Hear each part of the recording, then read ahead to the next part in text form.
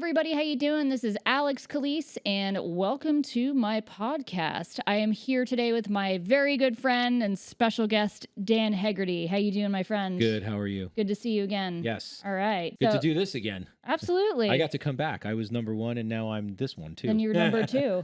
Nice.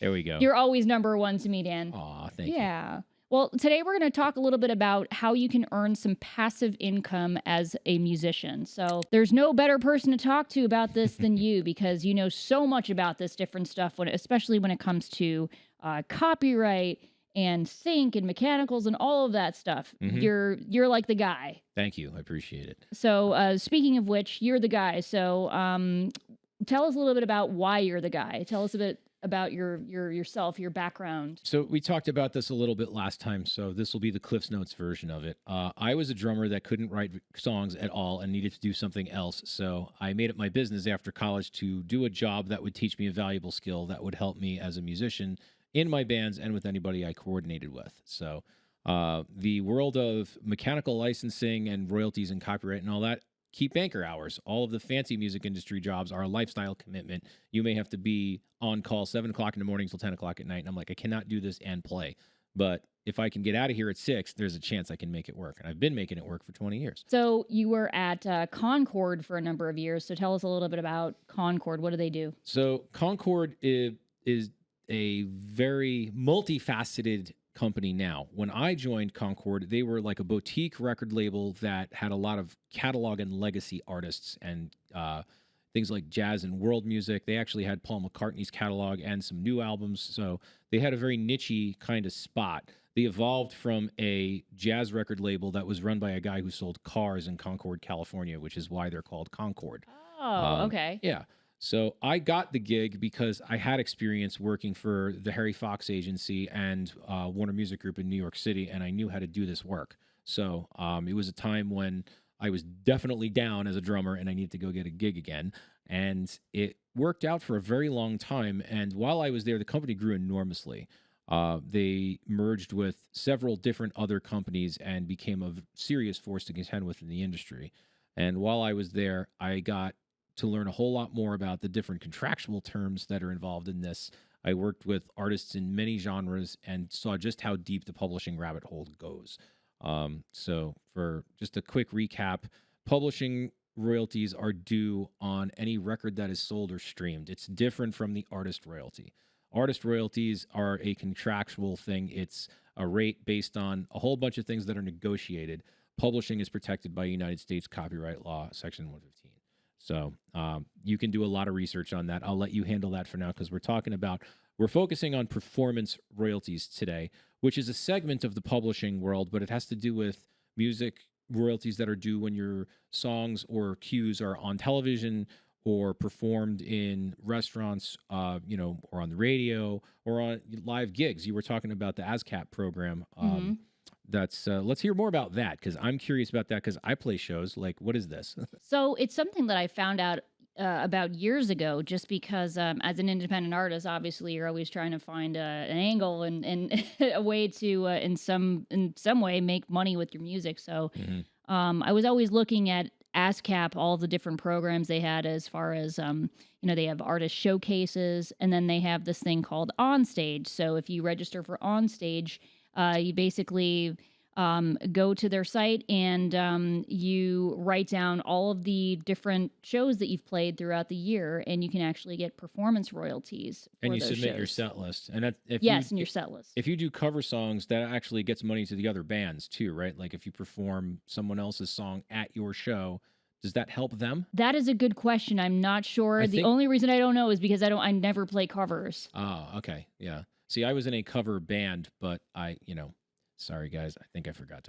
to do this paperwork. But it probably does. I don't know how that works because maybe they consider it a different arrangement of the song. No. Arrangements have to be approved by the publisher. I know that for a fact. All right. So maybe not. That's a very good question, though. Yeah, you do not have to pay for a license. That's on the venue. So no, I know it's on the venue, but that's very interesting. Like, who gets the money for that if it's say a cover song? I would imagine that the original copyright owner does. I don't do this work professionally, on that side of the business, but I would imagine because ASCAP and BMI and those companies are so robust, they must allocate it to the right. But then again, I don't know if they put the burden on you to put the songwriters of those songs in when you do the set Right. lists, right? Yeah, that's now we need to bring someone else on. Yeah, we gotta. Anybody know any PRO people who want to talk? Because I'm sure that we yeah, probably do know some people between the two of us. yeah. So But that's a very, very good question because if it were you were songwriting, for example, or not songwriting, but if you were recording a cover song, then it's different as far as the arrangement. well, yes and no. So I want to make something very clear about arrangements because this is something where there's a lot of confusion. If you want to write an arrangement and get paid a publishing royalty for it, not an artist royalty, you need permission from the publisher themselves. They sign off on it. You want to do Alexx Calise's arrangement of Dream On, you got to get those publishers to go, yes, Alex, we agree to give you 25%. We're taking 75 or And that's where whatever. Harry Fox comes into play, right? Harry Fox will allow you to get a mechanical license to perform the song as is. You're basically paying in advance for sales of the record or streams of the record or whatever it is, but you don't get paid for it on the publishing side unless the publisher themselves. I usually have to contact them directly for that, and almost Hmm, always the answer is no. You really have to write like an 80-piece orchestra arrangement of a song before they even start thinking about something like that. And that's interesting. I didn't really talk about this too much in the last episode, but the splits become important with that kind of thing, right? So, Right. if you want to write an arrangement of a public domain song, the performance societies can help you get paid for that, like Alexx Calise's version of Beethoven's Fifth. So you could make that happen, but they evaluate it. There's a process. It doesn't happen automatically. So, for those of you composers and people who work with picture and you do Mozart arrangements, you might want to look into that because there could be some money in it for you. Okay. Yeah. Well, speaking of money, like we really want to learn about, making some passive income. So Yeah. there's a few different ways to do it. We were talking about obviously the performance royalties, Hmm. and then there's also sync. Yeah. So sync is something that I'm not sure if you have much experience on the sync side. I'm familiar with it only from the record label side of it because I worked on, this is dating myself a little bit, like DVDs and Blu-rays of concerts.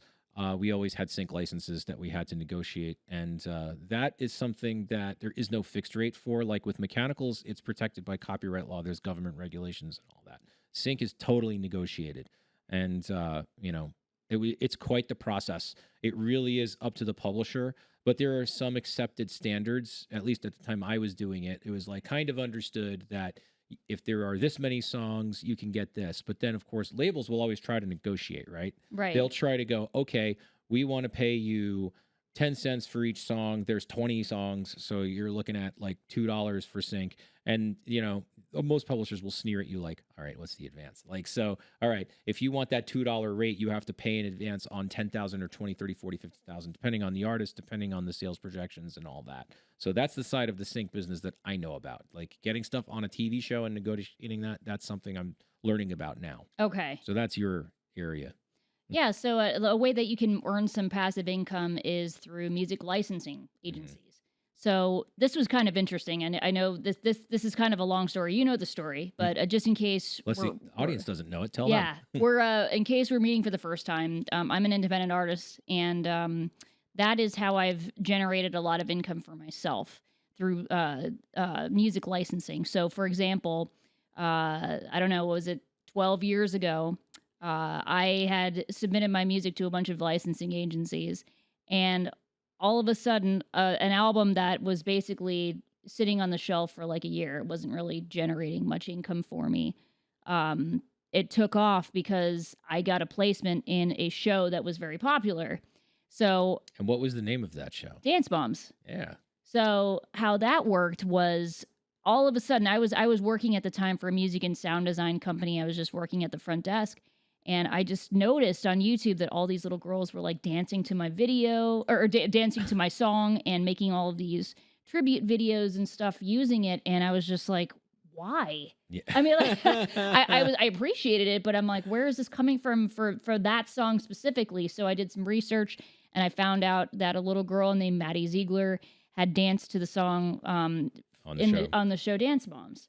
So I had no idea even that the song had been placed, because that's how it kind of works with licensing agencies. You give them your blessing to kind of do whatever they will with your music, and then sometimes you'll be watching TV and you'll hear your song pop up. Yep. But how I did that, how I found out about that, as far as the licensing agencies, was I just did like a Google search, and I was like, how can I get my music into film and TV? And then I found out about music licensing companies, and that is, it just changed my whole career trajectory. And those agencies have the relationships with the music supervisors. Yes. Like there's a lot of talk about music supervisors right now, and music supervisors are great humans. They're awesome. They do amazing work. Be nice to them if you meet them. Don't be a pain in the ass, because they have so much music to listen to. Yes.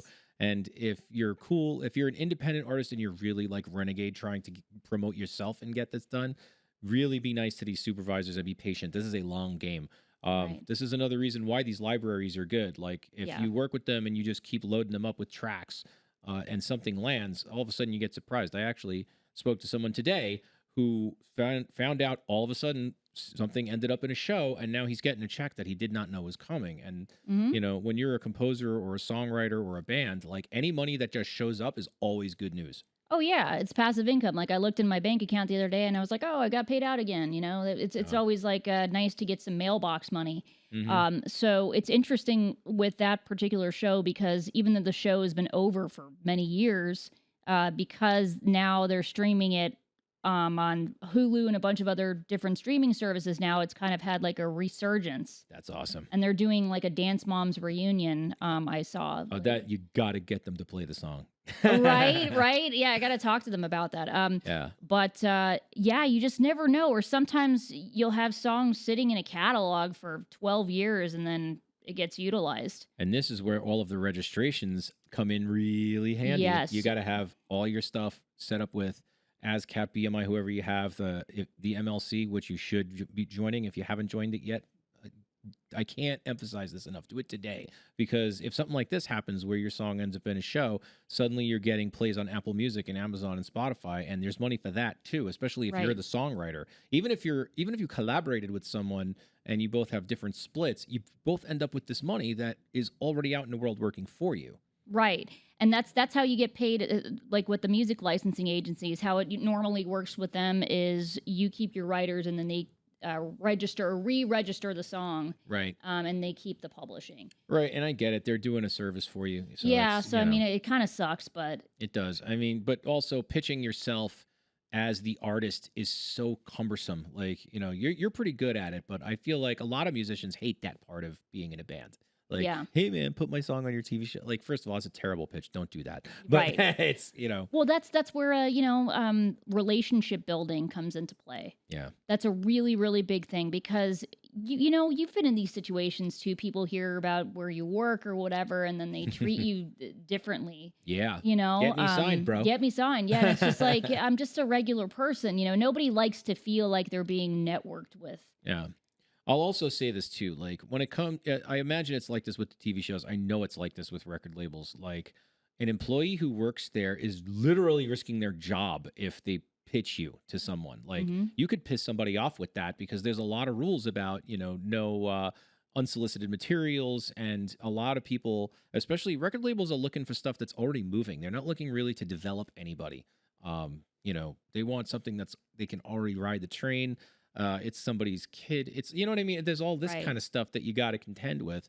So if you build a relationship with someone who works at one of these labels and then they finally see an opening for you, that person is likely to go to bat for you. Whereas if you're like, yo, sign me, bro. Like, what are you going to do for me if you make it? Is my question, right? It's like, are we homies? Am I going to be involved with this, or am I gone and then you're off to the races? So it's kind of a, you really want to build genuine connections with these Right. people. And I've found that in all of the spaces I've been involved with, whether it's the rock world or the composing world or the, company business world, like you want people who you connect with long term, because I still work with people that I worked with at Harry Fox 20 years ago. Like, you all know who you are. So I don't want to get too into the name dropping, but we've got a crew of us that were there back in the day, and we all still talk. We're still, Right. it's great. But it's all So about, genuine connections. I mean, how long have we been hanging out, and how long have we known each other? it's shorter than you think. Is it really? 2016. That's it? Yep, it feels like longer, right? Oh my But gosh, that's the yes. level. You want to connect on that level. Like I feel like I've known you since I was in high school, but Right? it's a lot less years than that. That's just insane. Yeah. Wow. But I mean, yeah, there are so many different ways that you can make some passive income for yourself with the Hmm. licensing companies. That there's just a few things that you have to really watch out for. Just be very aware that not all of them are created equal in terms of the splits, for example. Right. You really want it to be like a 50-50 situation. If it's anything less than that, Hmm. in terms of the sync fees that they end up giving out, I don't like the idea of that. Hmm. You also have to look out for, just like with any contract, the terms, Oh yeah. or how Watch out for perpetuity. yeah, never do perpetuity. I've gotten myself into some really serious stuff. And that's a negotiated term too. That's Hmm. not you don't have to sign the contract because this is the only one I'm going to get. Like, yeah. And honestly, anyone that gives you crap if you negotiate with any business situation, you don't want to deal with that person. Like, Right. one of my mentor and supervisor at my current job at Word Collections said it best. You want to treat this like a tennis match, right? I'm going to serve, then you're going to serve. I'm going to do something, you're going to do something. Sometimes I win, sometimes you win. You don't want to get hostile with people, especially when you're dealing with a complicated situation like money or a contract, right? Right. So if you treat it like a professional sports match, you're probably going to do better. You're not going to like losing, obviously nobody does, but if you treat it that way, you'll at least have the respect of that person so that when you have to deal with them again, maybe it works out next time, Right. you know? With these companies, usually there's not much wiggle room in terms of the contract. But then, if you don't like the terms, just Just don't do just it. don't do it. Go There get are another one. plenty of other ones Yeah, that and are leverage that. reputable. You can be tricky about it. Like, hey, Studio A, I really want to work with you. I haven't heard from you, but Studio B is interested, and I'd really rather be with you guys because you do this and you do that. And then suddenly Studio A might go, "Are you really getting that deal?" And then suddenly now they're interested in you. Right. Yeah, and I'm sure you've had this happen too. Like, it's so hard to get one thing interested in you, and once you get the one, there's another one and another, and like they all start coming around. Like, I had this happen with job interviews once. Like, I was unemployed during the pandemic for a time, and there was nothing for like months, and then suddenly there's 3 offers, Hmm. and I'm like, what? Where were you guys? Like I Right. would have taken you last week, but now you're too late. Now there's and that's great because then you have bargaining power, right? And it's the same if you're an artist. Like, I had so many friends in bands for years that would do all these like showcases, right? They'd like get a fancy studio somewhere and there'd be a whole bunch of people from a whole bunch of companies and they play, yay, thanks for coming, everybody. No idea what happens next. And then the manager like, takes them out to dinner, like, now we wait. And then the next day they get 5 phone calls. Hmm. But waiting for the first one, it's like, was that a complete waste of time last night? And then like, nope. And then they get meetings and then they get another meeting. And then like while they're in a meeting, someone calls them and we want a meeting. It's the same thing. Well, like Dennis, my friend, your friend, always Good says old that, Dennis. yes, nobody wants to go to an empty club. Yep. That's a really good way of explaining it. Yep. Dennis, keeping it simple and Keeping it 100% simple. right. Wise Dennis. Yeah. But yeah, the licensing companies have always been the way to go, at least for me. It's getting a little pillaged now because when I first started signing up for them, it was, I don't know, over 12 years ago, and not as many artists knew about it at that point. But there are still some reputable ones out there, and there are some places where you can kind of get an idea of who is reputable or not. The Music Library Report is something like a forum that you can go to, and people will actually, actual composers will talk about, oh, this licensing agency is great, this one is not. There's also the Guild of Music Supervisors. That too. Yeah. They're pretty cool. I got to start paying more attention to them. They're a really good organization. And I've had a lot of folks have some really good luck with meeting the folks there and connecting with opportunities. Oh, definitely. So, But yeah, they're still out there. There definitely are some good reputable companies. What else we got? totally. So something else that is somewhat adjacent to this space. What do you know about Sound Exchange? What do I know about Sound Exchange? Yeah. Well, they usually collect on, I believe it's more satellite and internet radio. Right. Um, I am new to neighboring rights. I'm uncovering this space as we speak. But that's another thing that musicians need to look into. So if you don't know what that word means, Google it. Get on it. yes. I As we learn more about it, maybe we can do a future episode because yes. I'm just getting into this space now, and it's important because you're talking about a digital artist royalty, right? If you don't do it, it just sits there, And again, I hate the idea that any money that you are owed is sitting around waiting for someone else to go get it. So whether it's the PROs or MLC or Perry Fox or whatever, like if you have published stuff out there with activity, find out how many different places owe you, because there's probably a lot. Like with your song that was on TV show, there's probably a whole bunch of mechanical licensing money sitting at the MLC right now waiting for you. Well, that's the funny thing Yeah. because you told me about it. I had no idea this even existed, and you Yeah. were absolutely right. I found a whole bunch of stuff. Yeah. So I'm like, all right, Dan, Totally. The other thing get a that's finder's fee. the other thing that comes into play in this space as well is if you're a co-writer, like you're a songwriter or you're a producer who works with other artists, like if one of you registers the song and the other one doesn't, uh, a lot can happen with that, right? So someone can register themselves as owning 100% of the song, Yep. and they're getting paid the whole time because you didn't do your homework and contest them. Or on the bright side of things, maybe someone you worked with did it and they just registered themselves, and now you can go claim your share, because what happens is once a song is registered and the money starts flowing, they only want to pay the person who, correctly has claimed and presents evidence and all this kind of stuff. You could have your share sitting in an escrow account. You know what happens to music royalties that are being held by PROs and other organizations? Nothing. So if you think a savings account is useless, a music escrow account is worse, because it's just the money sitting there. Like even if it's a couple of bucks or whatever, a couple of bucks in any other investment medium will give you some more money than that. But if you have music royalties that have been sitting in a PRO or in a black box somewhere for years, you go get it, you know? Oh, definitely. Because there are time limits on this. With the MLC specifically, the Mechanical Licensing Collective in the United States, there's a lot of moving parts with this situation. But if independent musicians, or even not independent, even majors who don't get this done, after a certain amount of time, that money gets distributed by market share to the members of the organization. And I'm sure that that's the rules in a lot of other places too. So you want to make sure you go in and claim your stuff. Get your splits done in advance. This is like music business 101 stuff too, right? You work with another musician, another producer. Decide now before you write one note. Okay, are we 50-50? Yes, let's sign a little something, and you're done with it. And now you can both go on your way. And that keeps that way everything stays friendly. Exactly. You work it out later. Mm-hmm. Good luck. Yeah. and it doesn't always work out. I've had that experience even recently. Oh. Yeah. Sorry to hear that. No, it's okay. It's all right. It's just that, yeah, I have to now basically renew my contract like every year with them, and it's turned into a big mess. What a mess. Yes. This also pertains to sampling too, which is another misunderstood. This is a myth. I'm going to dispel this right now. You are not allowed to sample anything without permission, and you need permission from the person who owns the recording that you're sampling and the song. It's not the same person sometimes. You need both. And if you don't, you're looking at an infringement suit. You don't want it. It's not worth it. Yeah, that's why I don't even touch that. I don't usually bother with it at all. Yeah. In general, also depends, what are you sampling? Are you sampling a Michael Jackson record? You better have some money. Are you sampling me? We can negotiate. Call me. Exactly. So absolutely. And that is all negotiated, that stuff. Like you're sampling, like how much of the song is the original song, the new song is the old song getting.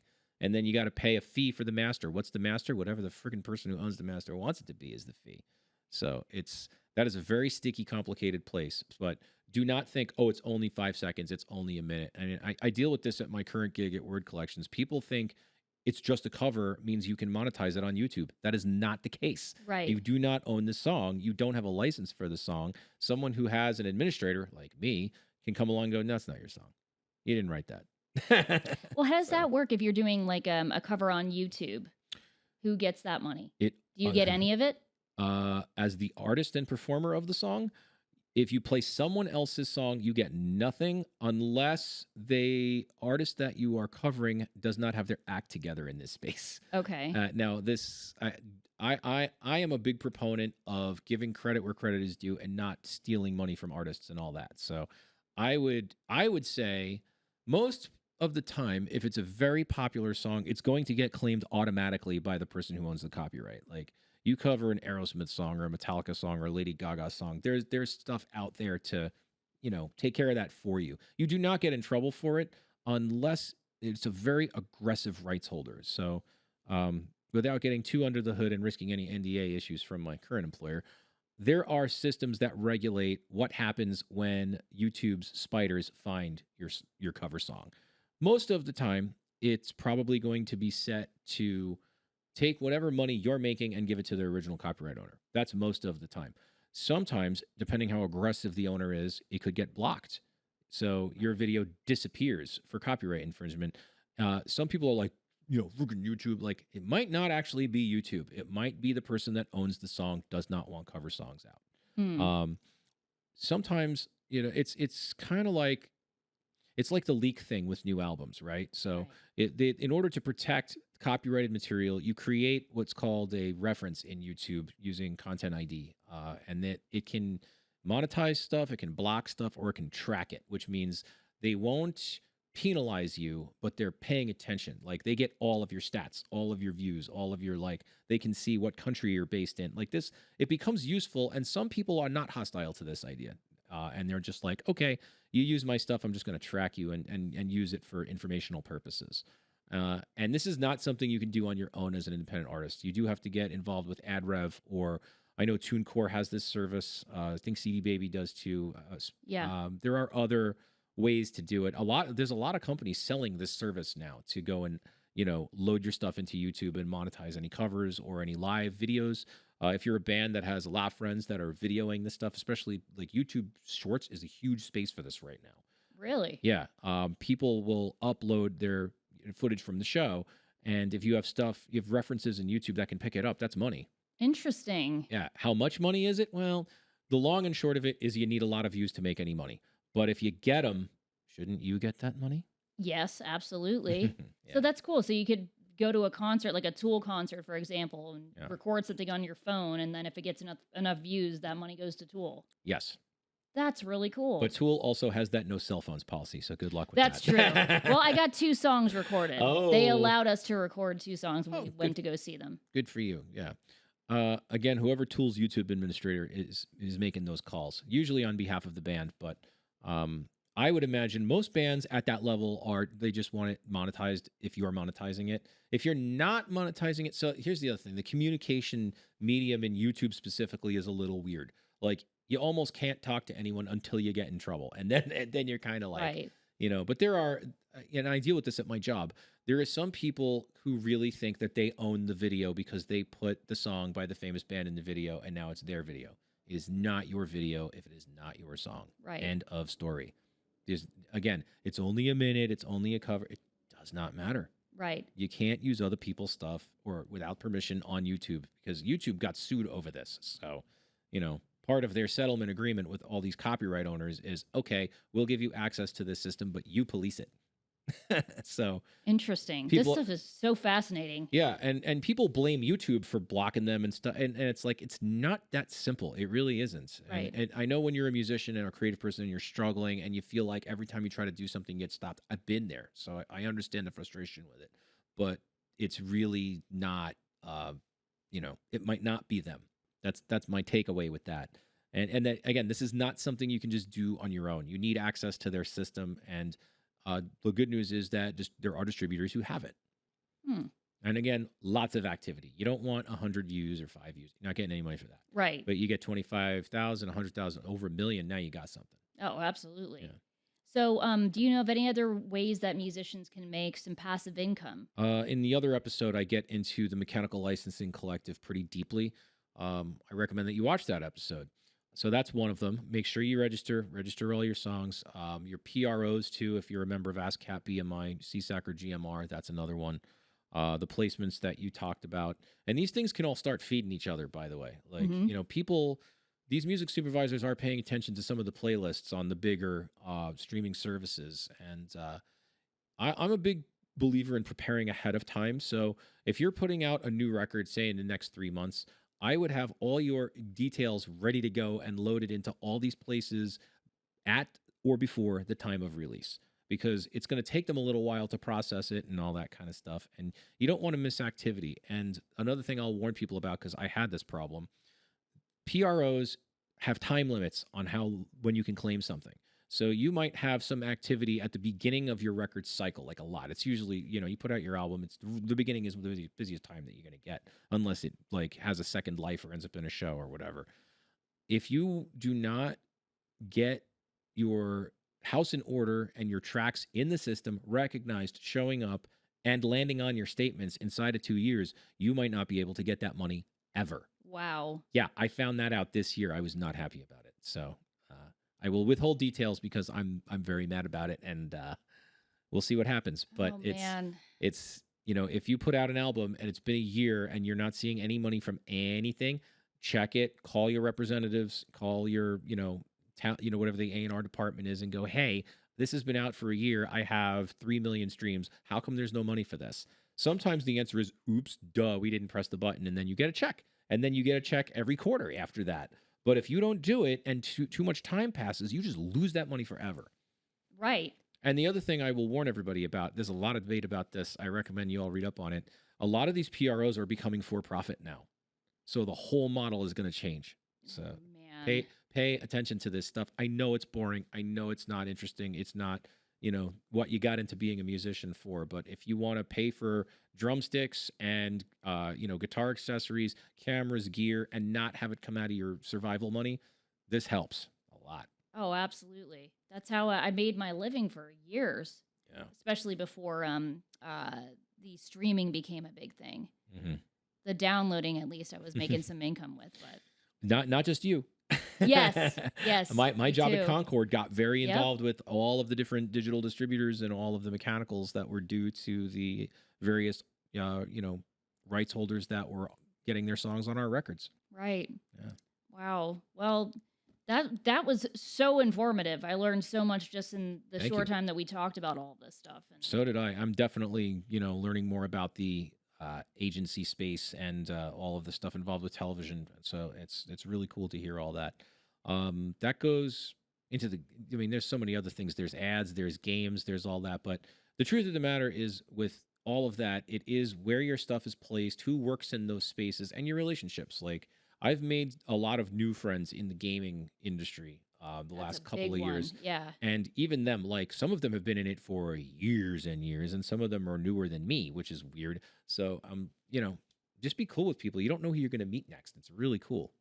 Yeah, that's just in life. Yeah. And, the other thing to keep in mind is learn the rules of the game, whatever game you're playing, right? Like, I got into this because I wanted to be in a big, band. So I learned the record label side of this and the, video sync side and all this. And then I got into being a composer, so I'm learning more about that, and now working in the game space.